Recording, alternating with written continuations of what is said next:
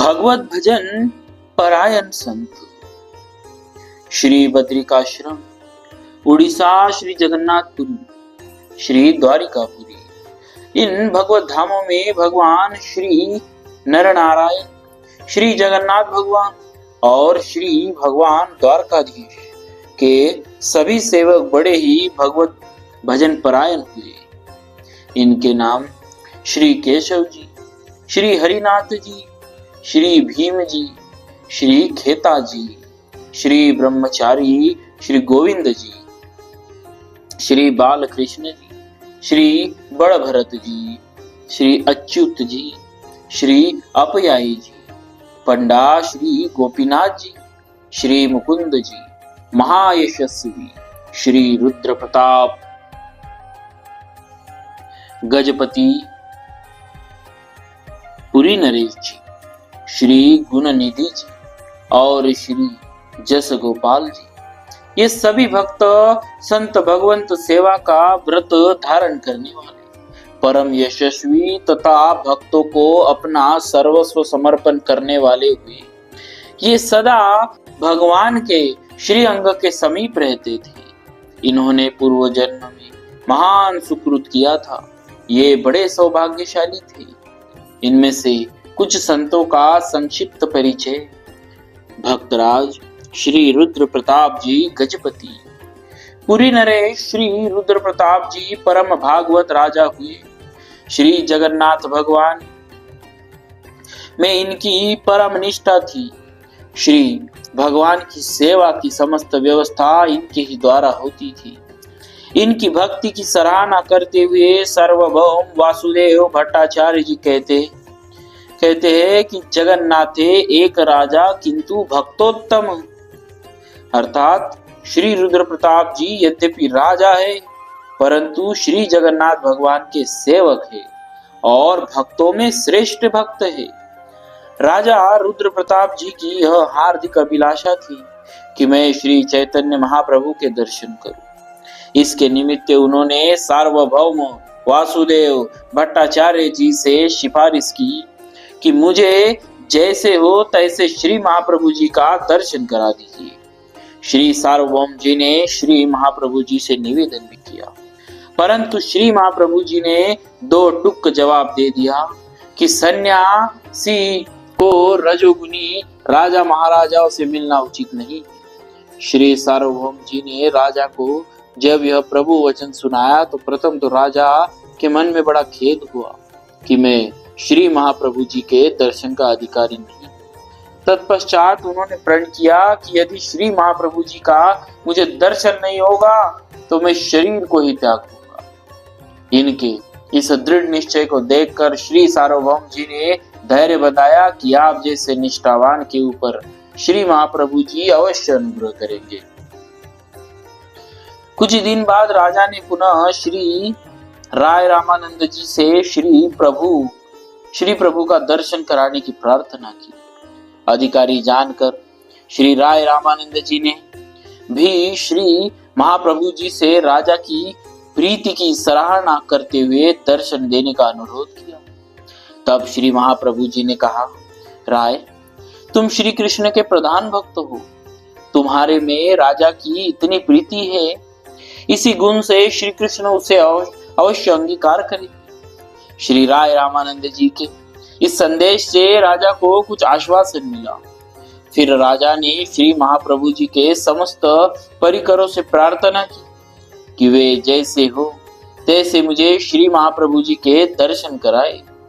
सब परिकर मिलकर श्री महाप्रभु जी के पास गए, परंतु बोलने का साहस किसी को नहीं हुआ।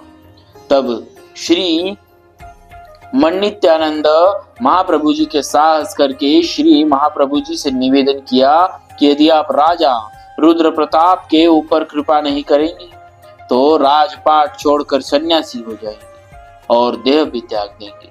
परंतु तब भी श्री महाप्रभु जी ने कुछ अनुकूल उत्तर नहीं दिया। तब श्री नित्यानंद जी ने प्रार्थना की कि आप अपना एक कटी वस्त्र भी कृपा करके राजा को प्रदान कर दे तो वह उसे पाकर अपने चरण दर्शन की आशा रखते हुए प्राण धारण कर सकेंगे। कृपामय की कृपा हो गई। राजा को प्रभु का अमूल्य कटिवस्त्र प्राप्त हो गया। राजा को प्रभु का अमूल्य वस्त्र प्राप्त हो गया। उस वस्त्र को पाकर राजा का मन प्रसन्न हो गया और वे उस वस्त्र की प्रभु के समान पूजा करने लगे। कुछ दिन बाद राजा ने पुनः श्री राय रामानंद जी से श्री प्रभु दर्शन कराने की प्रार्थना की।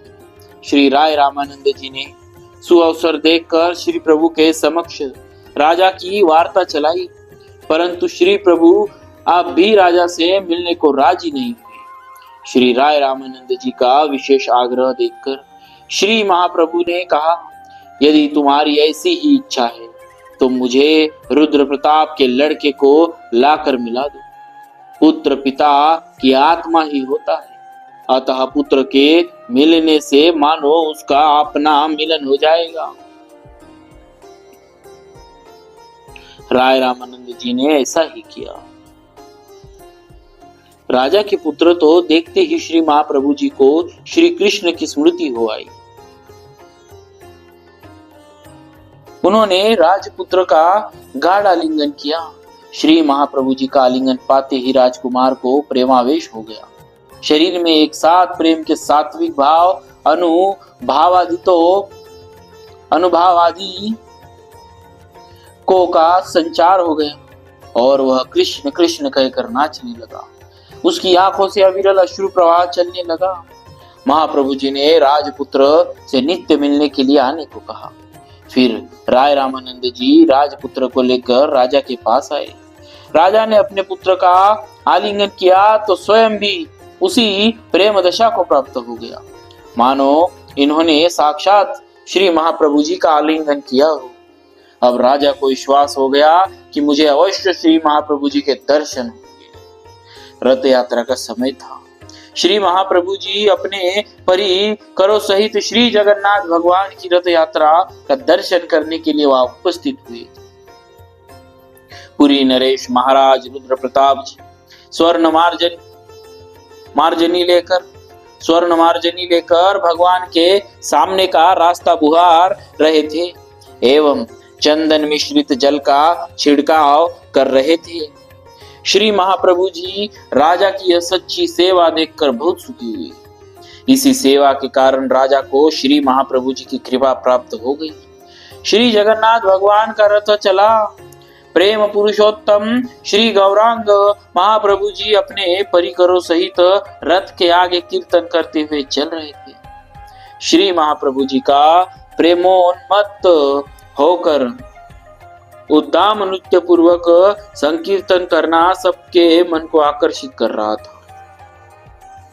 राजा रुद्र प्रताप उसी समय का श्री महाप्रभु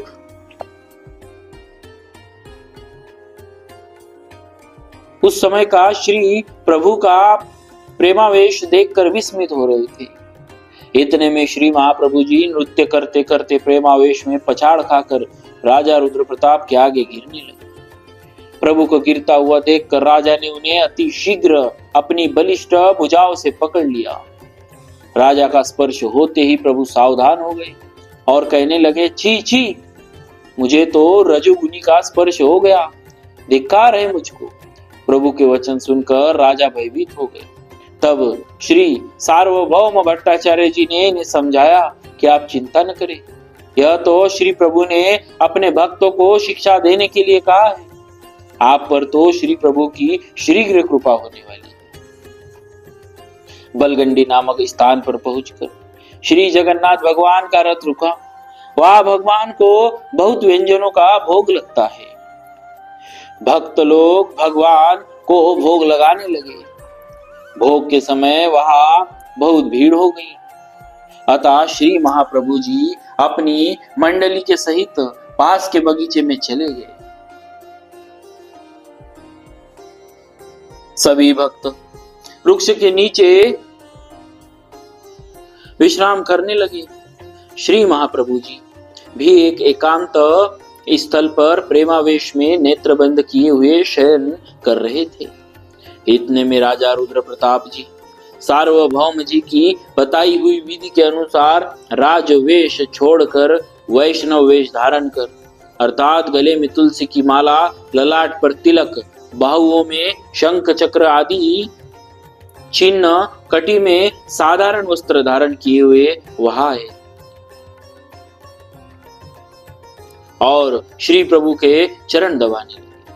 चरण सेवा करते समय राजा रास पंचाध्याय ही के गोपी गीत के श्लोकों का सुमधुर स्वर से गान करने लगे। जब राजा ने तव कथामृतम तप्त जीवनम कविभिरीडितम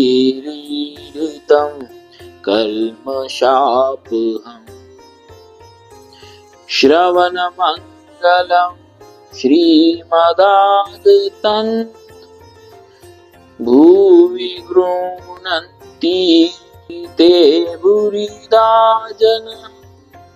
यह श्लोक गाया तो उसे सुनकर श्री महाप्रभु जी बड़े सुखी हुए और प्रेमावेश में उठकर राजा का आलिंगन कर लिया और बोले, तुमने मुझे बहुत अमूल्य रत्न दिए, मेरे पास और देने को नहीं है, मेरे पास और देने को नहीं है, इसलिए मैं तुम्हें आलिंगन देता हूँ। फिर प्रभु ने उसी प्रेमावेश में पूछा, मेरा परम हित करने वाले तुम कौन हो? राजा ने कहा, प्रभु मैं आपके दासों का एक शूद्र दास हूँ, आप मुझे अपने दासों का दास कर लीजिए। तब महाप्रभु जी ने राजा को अपना ऐश्वर्य दिखलाया और कहा कि इसे कहीं प्रकट नहीं करना। राजा रुद्र प्रताप के सौभाग्य को देखकर समस्त भक्त आनंदित मन होकर प्रशंसा करने लगे। राजा प्रभु को दंडवत करके बाहर चले आए और हाथ जोड़कर उन्होंने सभी भक्तों को भी प्रणाम किया। ऐसे थे हमारे श्री रुद्र प्रताप जी गजपति भक्त जी महाराज। तो बोलिए रुद्र प्रताप, श्री रुद्र प्रताप जी गजपति जी भक्तराज जी महाराज की जय। भक्तवत्सल भगवान की जय।